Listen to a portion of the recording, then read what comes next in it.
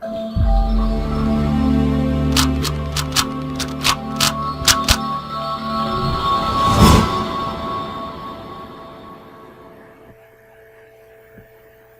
Students, अस्सलाम वालेकुम वरहमतुल्लाह। Students, chapter number 1 physical quantities and measurements हम पढ़ रहे हैं और टॉपिक हमारा स्टार्ट है मेजरिंग इंस्ट्रूमेंट्स। तो बच्चों, मेजरिंग इंस्ट्रूमेंट्स में लेंथ मेजरिंग इंस्ट्रूमेंट्स को हम स्टडी करेंगे इस चैप्टर में mass measuring instruments, time measuring instruments और वॉल्यूम मेजरिंग इंस्ट्रूमेंट्स। तो जो लेंथ मेजरिंग इंस्ट्रूमेंट्स है वो हम स्टडी कर चुके हैं स्टूडेंट्स, और मैस मेजरिंग इंस्ट्रूमेंट्स हम स्टडी कर रहे हैं। और मैस मेजरिंग इंस्ट्रूमेंट्स में हम 3 मैस मेजरिंग इंस्ट्रूमेंट्स जो हैं, टोटल 4 हैं आपके कोर्स में मैस मेजरिंग इंस्ट्रूमेंट्स। तो 3 हम स्टडी कर चुके हैं बच्चों, बीम बैलेंस और लीवर बैलेंस और इलेक्ट्रॉनिक बैलेंस। तो आज हमें स्टडी करना है फिजिकल बैलेंस को बच्चों। ग्रीन कलर से इसीलिए मैंने लिखा है, आज हमारे डिस्कशन जो है फिजिकल बैलेंस पे होगी बच्चों। तो बच्चों, फिजिकल बैलेंस जो है वो बीम बैलेंस की ही एक्सटेंशन है। तो सबसे पहले हम जो है फिजिकल बैलेंस को, इसकी कंस्ट्रक्शन को स्टडी करते हैं कि इसकी कंस्ट्रक्शन क्या है, इसका स्ट्रक्चर क्या है बच्चों।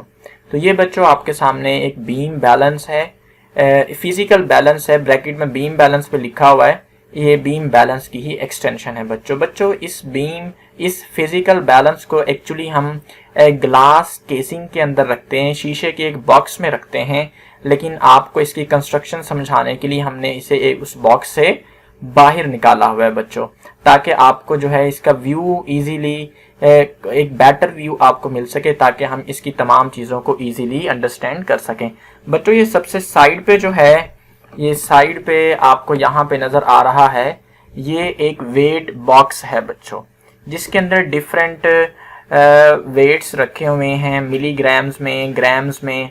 यहाँ से हम वेट्स लेते हैं। जैसे आप लोगों को शॉप जनरल स्टोर पे जो लीवर बैलेंस होता था, वहाँ पे भी एक वेट बॉक्स होता है हमारे पास।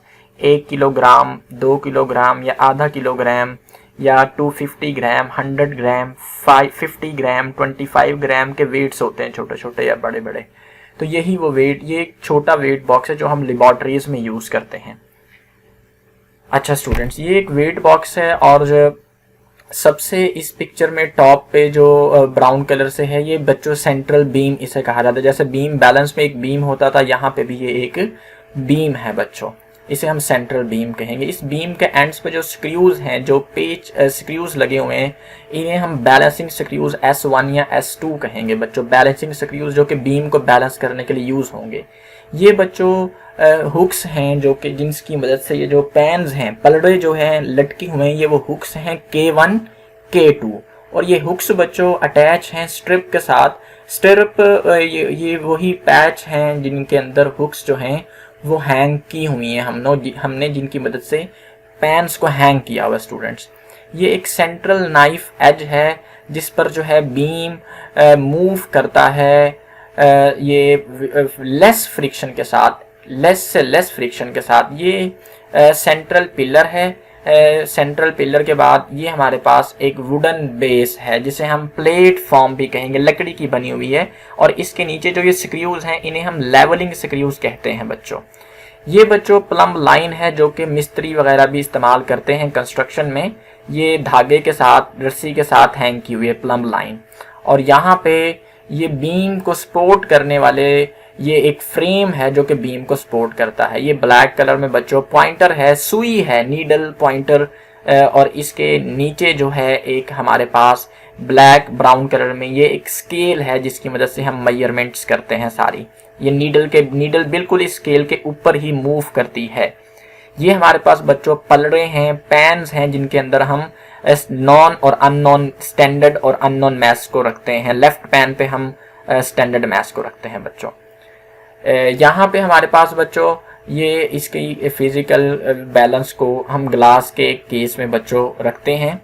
ये इसकी पूरी कंस्ट्रक्शन आपको क्लियर होगी। सॉरी बच्चों, राइट पैन में हम स्टैंडर्ड मैसेज को रखते हैं और लेफ्ट पैन में हम अननोन मैथ्स को रखते हैं। ये बच्चों इसकी पूरी कंस्ट्रक्शन कंप्लीट होगी। अब हम बच्चों इसका मेथड टू यूज स्टडी करते हैं।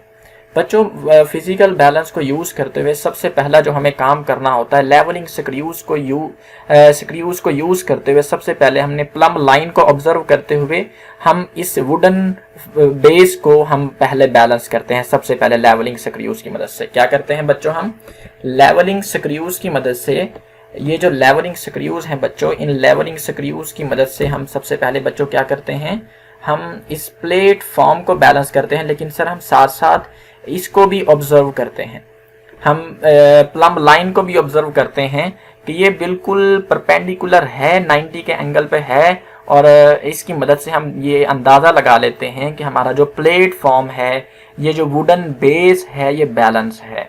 इसके बाद हम ये अरेस्टिंग नॉब, ये जो बच्चों यहाँ पे आपको नज़र आ रही है, ये जो है बच्चों, ये जो ग्रे कलर में आपको ये एक नॉब नज़र आ रही है, ये एक बटन टाइप है नॉब, ये बच्चों इसे हम कहते हैं अरेस्टिंग नॉब।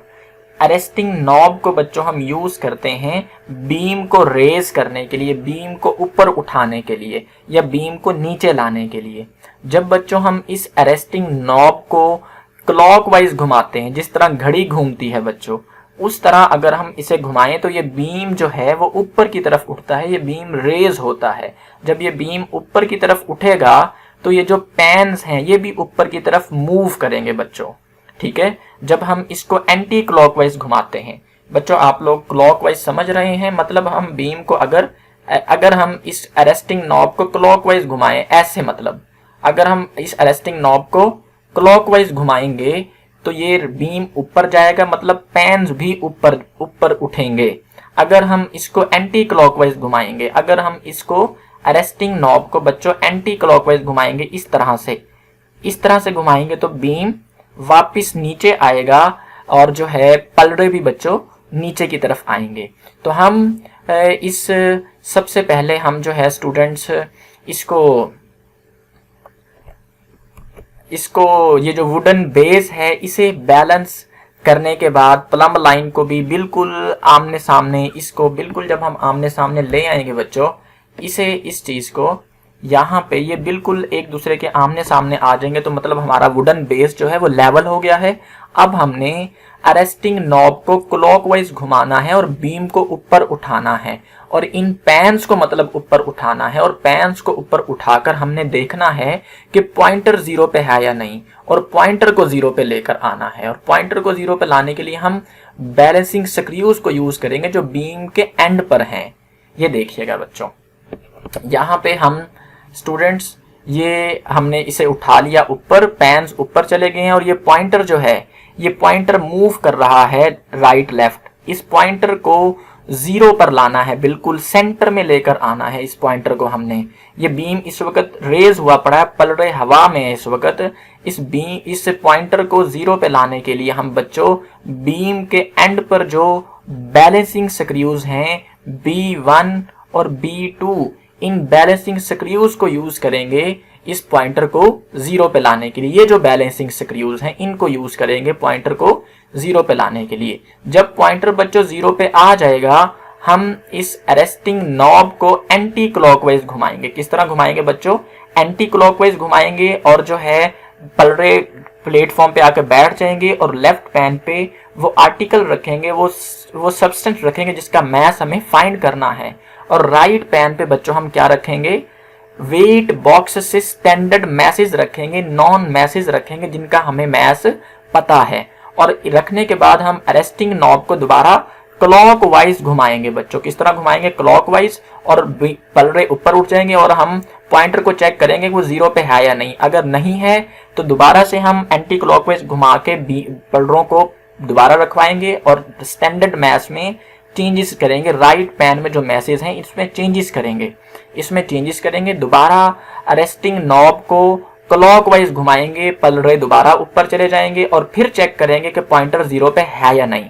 अगर पॉइंटर 0 पे आ जाता है बच्चों तो हम कहेंगे कि राइट पैन में जो रखे हुए जो मैसेज हैं वो लेफ्ट पैन में रखे हुए आर्टिकल या स्टोन जो भी सब्सटेंस है उसके इक्वल हैं। अगर पॉइंटर 0 पे आ जाए। तो इस तरह से हम बच्चों ये फिजिकल बैलेंस को यूज़ करते हैं।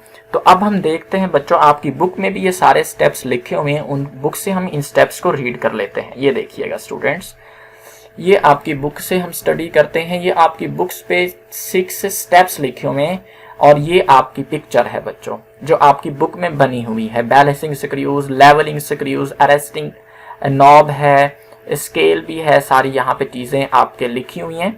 हम यहाँ पे बच्चों देखते हैं कि नंबर 1 स्टेप क्या है। हम सबसे पहले एडजस्टिंग द लेवलिंग स्क्रूज को एडजस्ट करते हुए प्लम लाइन को देखकर प्लेटफॉर्म को लेवल कर लेंगे। फिजिकल बैलेंस के प्लेटफॉर्म को, ये जो ग्रे कलर का नीचे है, इसे लेवल कर लेंगे। उसके बाद हम बीम को रेज करेंगे। रेज मतलब ऊपर उठाएंगे, और ऊपर उठाने के लिए बच्चों हम क्या करेंगे, अरेस्टिंग नॉब को क्लॉकवाइज घुमाएंगे। जब ये ऊपर चला जाएगा तो हम पॉइंटर को 0 पर लाने के लिए बैलेंसिंग स्क्रूज यूज करेंगे। पॉइंटर 0 पे जब आ जाएगा उसके बाद हम दोबारा से इन पैन्स को प्लेटफॉर्म पर रखने के लिए बीम, वो जो नॉब है उसे किस तरह घुमाएंगे बच्चों, क्लॉकवाइज घुमाएंगे बच्चों। किस तरह से घुमाएंगे, एंटी क्लॉकवाइज घुमाएंगे। एंटी क्लॉकवाइज घुमाएंगे तो बीम नीचे आएगा और पेन्स भी नीचे आएंगे। जब पेन्स बिल्कुल नीचे बैठ जाएंगे आकर प्लेटफॉर्म पर, तो हम लेफ्ट पेन पे क्या रखेंगे बच्चों, लेफ्ट पेन में हम स्टोन रखेंगे या ऑब्जेक्ट जिसका मैथ फाइंड करना है, और राइट पेन पे हम स्टैंडर्ड मैसेज रखेंगे वेट बॉक्स से। फिर दोबारा जब ये हम रख देंगे, हम रेज द बीम, बीम को क्या करेंगे बच्चों, बीम को क्या करेंगे बच्चों, रेस करेंगे। ये देखें, बीम को बच्चों हम रेस करेंगे, ये बीम को रेस करेंगे और पॉइंटर को ऑब्जर्व करेंगे। अगर पॉइंटर 0 पे नहीं है तो बीम को दोबारा क्या करेंगे, नीचे लेकर आएंगे। अगर पॉइंटर 0 पे नहीं है बच्चों तो बीम को हम कहाँ पे लेकर आ जाएंगे, 0 पे लेकर आ जाएंगे बच्चों। ये देखें, और फिर रिपीट एडिंग और रिमूविंग, एडिंग और रिमूविंग। ऐड करना पड़े तो ऐड करेंगे, रिमूव करना पड़ेगा तो रिमूव करेंगे। क्या बच्चों, स्टैंडर्ड मैसेज को कहां से, राइट पैन से। उस वक्त तक, उस टिल उस वक्त तक जब तक पॉइंटर 0 पे नहीं आ जाता। कब, बीम को रेज करने पर, बीम को रेज करने पर पॉइंटर 0 पे जब तक नहीं आएगा तब तक हम ये रिमूविंग और एडिंग करते रहेंगे। राइट पैन में जो स्टैंडर्ड मैसेज हैं उनमें चेंजेस करते रहेंगे। और जब पॉइंटर 0 पे आ जाएगा तो हम कहेंगे कि जो राइट पैन में जो मैसेज हैं उन्हें हम नोट कर लेंगे। उनका सम जो है बच्चों इक्वल होगा किसके, लेफ्ट पैन पर रखे हुए ऑब्जेक्ट के मैस के इक्वल होगा बच्चों। ये बच्चों आपका पूरा टॉपिक है, इसे आपने अच्छे से स्टेप्स याद कर लेने। आपको मैं प्लम लाइन का भी पिक्चर दिखाता हूँ। ये प्लम लाइन है बच्चों जो कि मिस्त्री वगैरह इस्तेमाल करते हैं कंस्ट्रक्शन के दौरान। ये प्लम लाइन जो हैंग हुई पड़ी है ऊपर।